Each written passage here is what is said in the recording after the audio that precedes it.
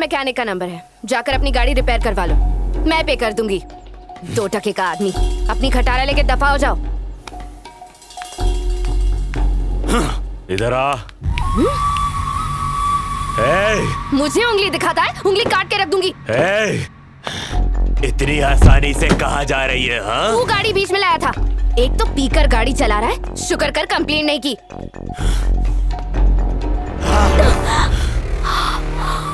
चल तुझे बताता हूँ, बहुत घमंड है ना तेरे को। चल चल।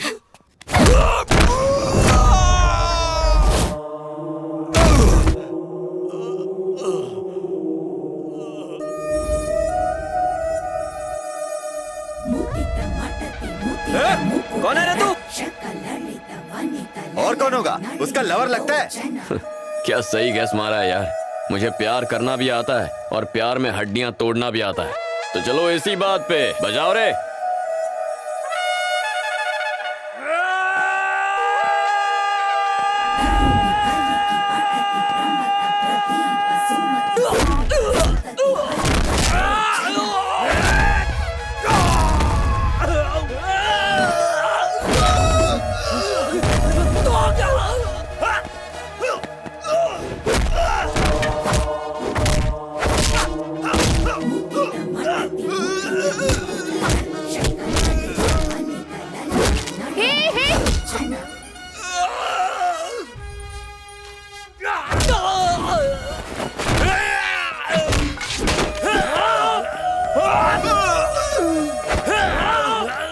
नजारा बदल चुका है। हीरो के सामने इस वक्त है 1 नहीं 2 नहीं पूरे 4 चार, जिन्हें रहना होगा होशियार। हीरोइन मुस्कुराई, इन सब की शामत आई।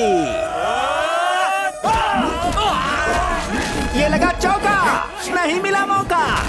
हो रही है जबरदस्त धुलाई, गुंडों को उनकी नानी याद आई।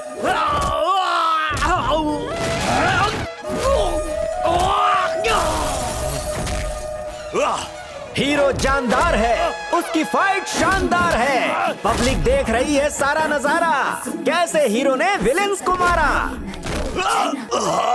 क्योंकि इन्होंने किया है हीरोइन पर अत्याचार। और ये रहा फिनिशिंग टच। बस बस। अब ये तो हो गया। Sorry madam. गलती करके माफी मांगता है।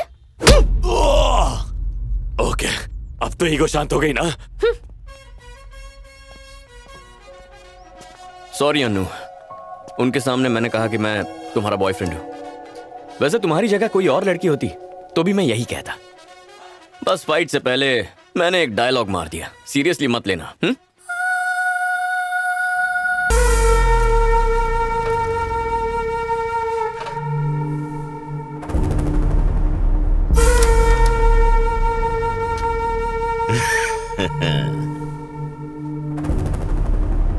कैसी हो शैलजा? मुझे देखकर कुछ याद आया?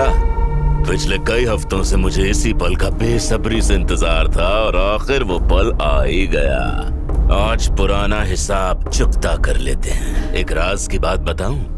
मैंने अपनी बीवी और अपनी माँ को अपने यादों से काट के नदी में फेंक दिया। हाँ, तंग आ चुका था मैं उनके झगड़े से, और आज तेरे भी टुकड़े करके मैं तुझे भी उन्हीं के पास पहुंचाऊंगा।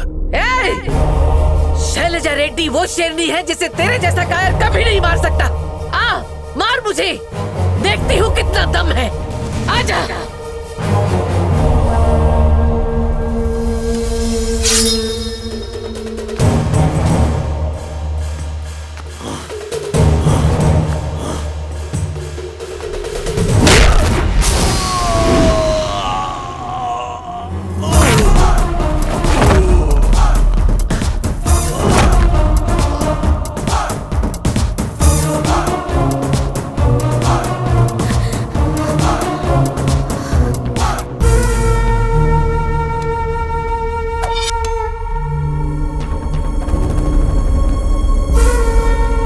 से हट जा। वैसे भी इसके मर जाने से तो तेरा भी फायदा होगा। मैं अपने फायदे के लिए नहीं आया था। मैंने अनु से वादा किया था कि उसके परिवार पर कोई भी मुसीबत आए मैं उसके साथ खड़ा रहूंगा। और मैं वादा नहीं तोड़ता। जैसी तेरी मर्जी, अब तेरा भी खेल खत्म।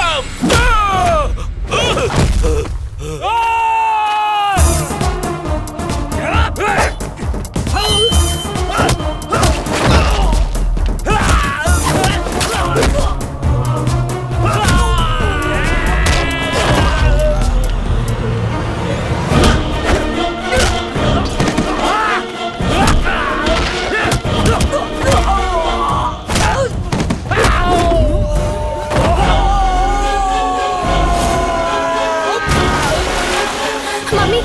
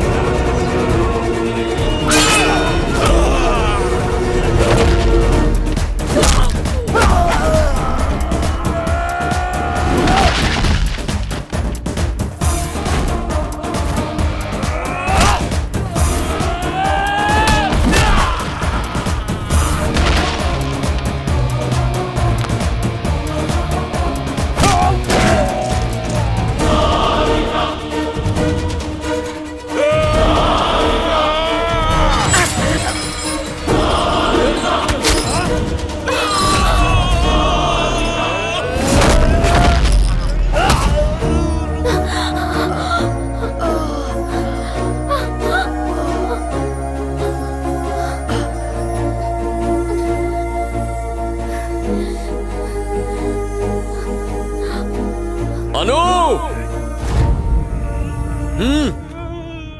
यहाँ से चलो मम्मी।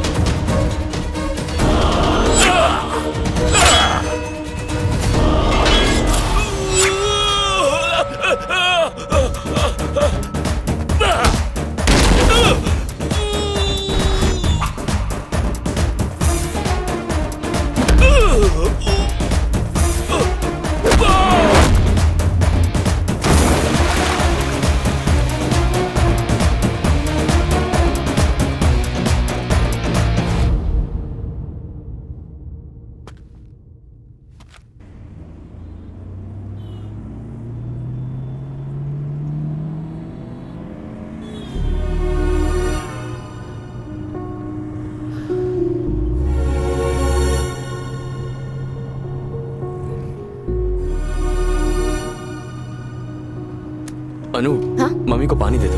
नहीं चाहिए मुझे। जिससे पीना होगा पी लेगा।